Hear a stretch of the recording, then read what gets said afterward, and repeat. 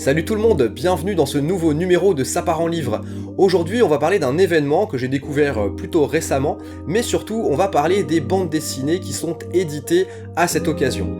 Il s'agit des 48 heures de la BD. Alors les 48 heures de la BD, qu'est-ce que c'est ? Eh bien c'est un festival qui mobilise près de 200 auteurs et 1500 librairies. Ça se passe chaque année en France et en Belgique, et c'est à l'initiative de 14 maisons d'édition qui se sont regroupées pour mettre à l'honneur le 9e art. Avant tout, c'est bien entendu donc un festival de bande dessinée, mais c'est aussi l'occasion de découvrir une sélection annuelle qui permet de se procurer des bandes dessinées pour la somme magique de 2€. Je me suis donc laissé tenter par la sélection 2020, il y avait 13 titres différents, j'en ai acheté 8, et je vous propose de vous parler des 8 que j'ai lus cette année. Vous êtes prêts ? C'est parti ! Avant de commencer, je voulais vous préciser que je ne vais pas vous présenter ces ouvrages dans mon ordre de préférence, vous allez vous en rendre compte, mais plutôt dans l'ordre dans lequel je les ai lus. Et on commence avec les 4 de Baker Street, dont le premier tome s'intitule « L'affaire du rideau bleu ». Les auteurs sont Gian, Étienne et Legrand, c'est paru aux éditions Vent d'Ouest en 2009. L'action se déroule à Londres à la fin du 19e siècle, on suit une bande de 3 gamins et un chat dans l'entourage de Sherlock Holmes. Ces 3 gamins sont issus des quartiers très populaires de la ville et finalement ça mêle enquête, action, chamaillerie. Graphiquement c'est plutôt réussi, le trait est très fin et le découpage assez nerveux. Le scénario pas extrêmement approfondi pour ce premier tome. Il y a une bonne ambiance, notamment avec l'emploi d'un langage un peu argotique pour faire très couleur locale. En définitive, c'est pas mauvais, mais c'est pas inoubliable. Je dirais que ça s'adresse à un public à partir de 10-12 ans, ça se lit vite. Le Londres victorien ambiance slums peut être intéressant pour ceux qui apprécient ce contexte, ce qui n'est pas forcément mon cas. On poursuit avec Gung Ho, Brebis galeuse, de Von Kement et Von Eckartsberg. C'est paru en 2013 aux éditions Paquet. Le récit se déroule dans un futur proche, quelque part en Europe, et bien qu'on ne nous dise pas grand chose dans ce premier tome, on devine qu'il s'agit d'un récit post-apocalyptique. On suit 2 ados turbulents, orphelins, expulsés de leur communauté citadine et transférés dans une colonie dite en zone de danger. Il s'agit en fait d'une communauté vivant dans une forteresse de fortune nommée Fort Apache. D'abord, esthétiquement parlant, c'est pas ma tasse de thé, je trouve que c'est pas très bien dessiné, et surtout c'est un style intégralement palette graphique, perso moi j'aime pas du tout. Ensuite, niveau scénario, c'est très convenu. 2 ados turbulents, dont on devine qu'ils sont plutôt doués et expérimentés, arrivent dans une colonie qui ressemble comme 2 gouttes d'eau à tout ce qu'on a déjà pu voir dans The Walking Dead, que ce soit au niveau du scénario que de l'esthétique générale d'ailleurs. Après, ça date de 2013, donc à découvrir en 2020, c'est peut-être ça aussi qui fait cet effet. Et pourtant, point positif, les personnages sont plutôt marrants et l'intrigue de fond qui se met en place en fin de tome et qui met en scène une histoire scabreuse impliquant un petit chef peu scrupuleux est plutôt intéressante. Au final, je me suis accroché en fin de bande dessinée et j'aurais aimé aller plus loin dans le récit, mais non, j'achèterai pas le tome 2, mission à moitié réussie donc. Pour info, l'édition 48 heures BD déjà bien volumineuse ne reprend que la moitié du premier tome en édition classique. Peut-être que si j'avais lu le premier tome dans son intégralité, ça m'aurait permis de mieux appréhender l'histoire. On va maintenant parler de La Brigade des Cauchemars, dont le premier volume s'intitule Sarah, de Franck Tillier, Yom-Guy Dumont et Drac. Le récit se déroule en France, de nos jours. On suit une sorte de savant, son fils paraplégique et son fils adoptif recueillis 3 ans plus tôt et qui d'ailleurs est amnésique concernant la période qui précède son arrivée dans cette famille. Le père est un ancien et illustre savant qui a travaillé pour l'armée et le gouvernement notamment. Il tient une sorte de clinique expérimentale et secrète dans laquelle il intervient dans les cauchemars des gens pour les aider à s'en libérer. Les 2 enfants, des ados lycéens, sont ceux qui interviennent directement dans les cauchemars, suivis de près par le père qui les guide et qui s'assure que rien ne leur arrive. Parce que même si les enfants dans les rêves ont des pouvoirs, notamment l'enfant handicapé qui ne l'est pas dans les rêves ou le deuxième qui peut traverser les murs, ils peuvent aussi bien être blessés et même mourir ou être coincés dans le cauchemar du sujet si celui-ci se réveille avant qu'il ne puisse en sortir. Esthétiquement, c'est pas trop mon genre, c'est des visages un peu déformés, des couleurs sombres, mais le style graphique a une touche particulière et finalement convient assez bien au style de récit ainsi qu'à sa cible à mon avis. Et la cible, c'est pas moi. Clairement, ce récit s'adresse à des jeunes adolescents, je dirais 10-15 ans max, pas plus jeunes parce que le récit peut se montrer assez sombre parfois et assez angoissant, et même un petit peu psychédélique, et parce qu'on y évoque très brièvement la puberté et qu'il y a une amourette d'ado en fond d'histoire, mais pas plus âgé non plus parce que le rythme de narration est un peu simpliste, ça va vite, parfois trop, avec trop d'ellipses qui n'encouragent pas trop le lecteur à s'interroger, tel fait est établi, point. Malgré tout, le concept est plutôt sympa, on sent qu'il y a une histoire un peu cachée, notamment dans l'histoire personnelle de l'enfant amnésique et du savant, et l'envers du décor d'une brigade des cauchemars, c'est une idée que je trouve très sympa et à approfondir. En définitive, je proposerai cette bande dessinée à mes enfants dans 2 ou 3 ans, ça les intéressera probablement. Une bande dessinée très mimi qui s'appelle Anouki et dont le premier tome s'intitule La guerre des poules.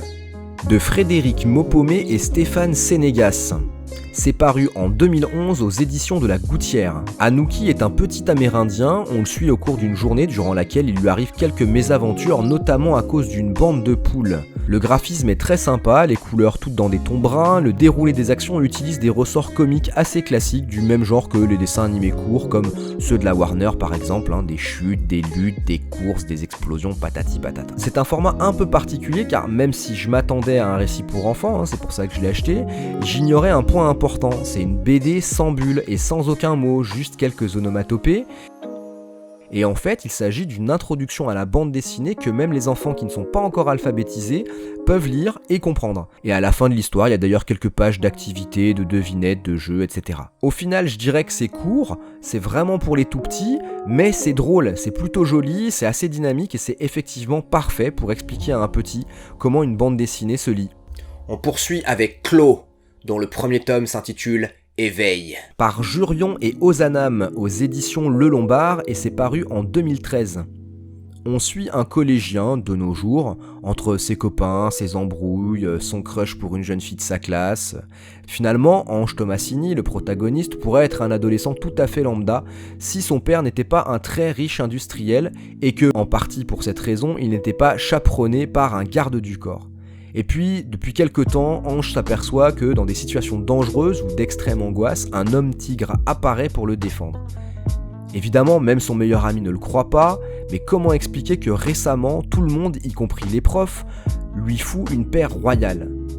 Dans ce premier tome, Ange va aller de surprise en surprise et découvrir qui il est vraiment, qui est sa famille, et prendre une décision qui changera probablement sa vie à tout jamais. Alors là, on est sur un style graphique plutôt conventionnel mais assez sympa, c'est très comics contemporain dans l'idée, il y a de l'action, un peu d'humour, des dialogues plutôt pas mal, et je trouve que l'intrigue qui semble un peu convenue à prime abord nous réserve finalement quelques belles surprises. Au final, c'est une des BD de cette sélection qui m'a le plus plu, une de celles qui m'a le plus donné envie de lire la suite, et ça tombe bien parce qu'il y a déjà 10 autres tomes qui sont parus et un qui reste encore à paraître en 2020.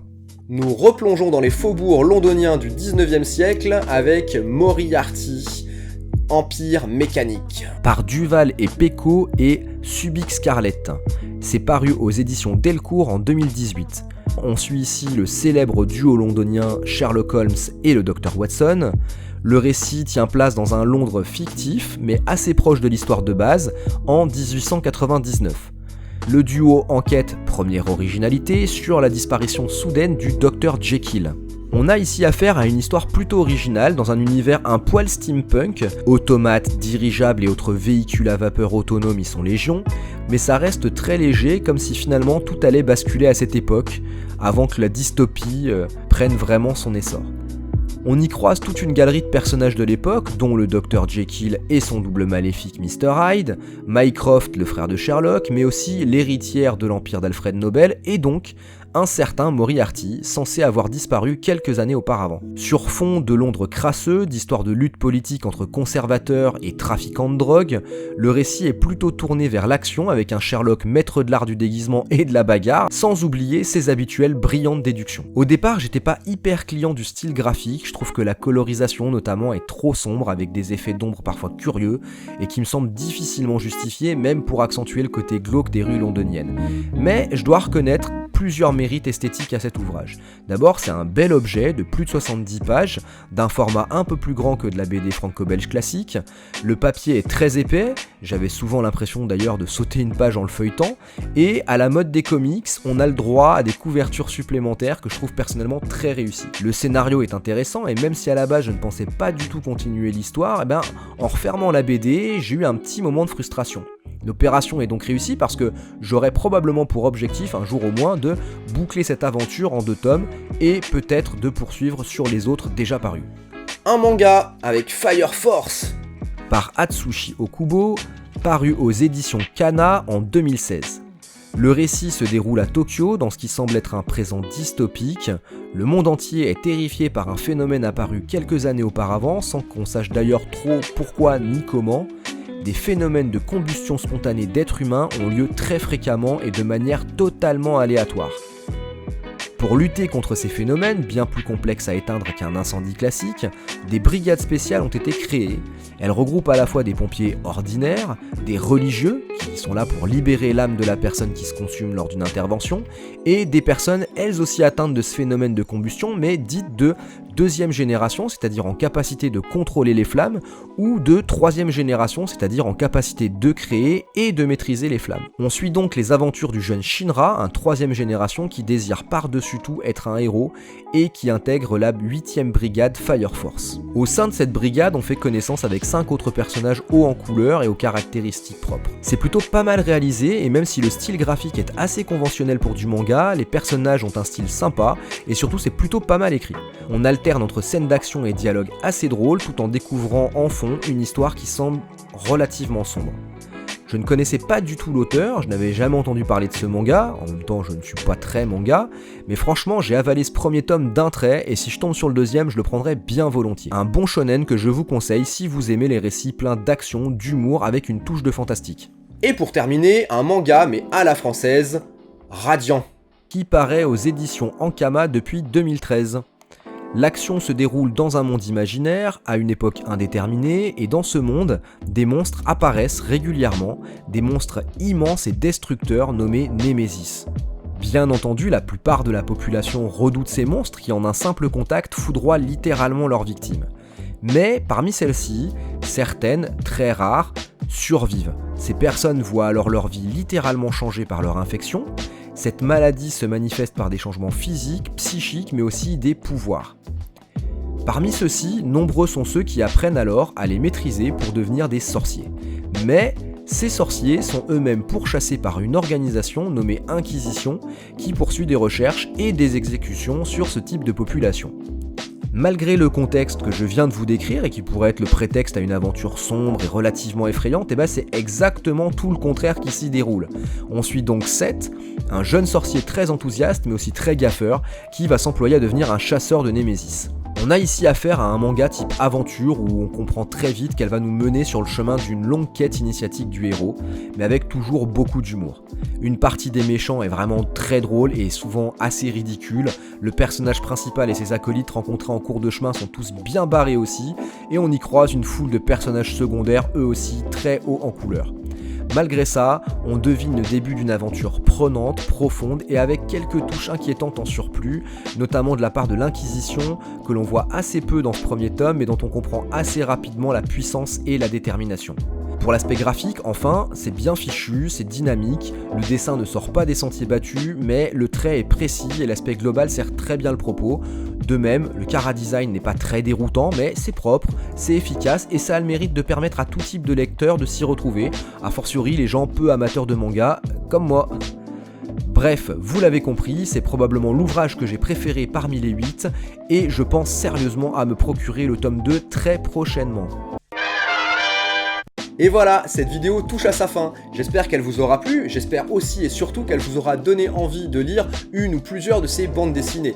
Si c'est le cas, n'hésitez pas à vous rendre chez votre libraire, il y a eu 250 000 BD qui ont été édités et il reste encore du stock. Je vous laisse également en description le site web de l'association, n'hésitez pas à aller y faire un tour, c'est vraiment une belle initiative, d'autant que nos achats contribuent également au don de 50 000 bandes dessinées qui sont distribuées chaque année dans des écoles, dans des collèges et dans des hôpitaux. Un dernier truc non négligeable, Bravo à cette association d'éditeurs qui propose des ouvrages qui sont quasiment les mêmes que les œuvres originelles. Je m'explique. Vous avez juste un petit logo 48 heures BD ici, et puis un petit bandeau à chaque dos de bande dessinée qui, très logiquement, mentionne les sponsors. Donc ça fait de très beaux ouvrages que vous pouvez offrir. Ça tranche avec l'initiative d'autres éditeurs, hein, coucou Urban Comics, qui a proposé notamment des titres DC Comics très intéressants cet été, mais alors dans des formats souples et surtout avec un énorme logo rouge avec le prix dessus, donc qui interdit immédiatement d'en faire cadeau à quelqu'un.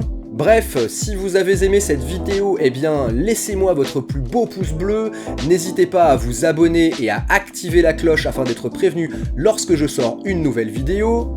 N'hésitez pas non plus à me dire en commentaire si cette vidéo vous a donné envie d'acheter une ou plusieurs de ces bandes dessinées. Avant de vous quitter, je vous rappelle que je suis présent sur les réseaux sociaux, Facebook, Twitter, Instagram, Nostalge2000, c'est mon nom. En attendant la prochaine revoyure, je vous souhaite une bonne collectionnite.